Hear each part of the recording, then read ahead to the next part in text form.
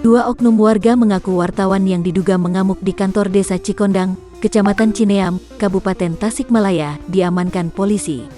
Kedua terduga yakni Didan Ed, warga Cineam yang diamankan Rabu, tanggal 5 Mei tahun 2021, kini menjalani pemeriksaan di Polres Tasikmalaya Kota.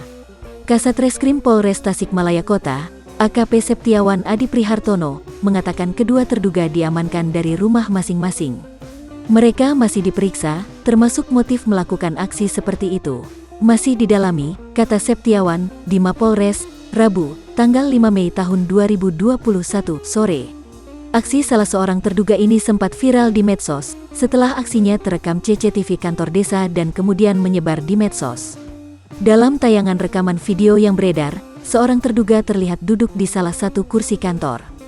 Diduga karena kesal, ia kemudian terlihat bangkit lalu menggebrak meja dan menghempaskan kertas hingga beterbangan. Tak puas dengan aksinya itu, ia kemudian menuju meja resepsionis dan kembali menghempaskan kertas yang ada di atas meja serta sebuah botol berisi hand sanitizer ikut terlempar. Diduga kedatangan pria yang mengaku wartawan itu untuk meminta jatah THR kepada kepala desa. Namun ketika itu kepala desa sedang tidak berada di tempat.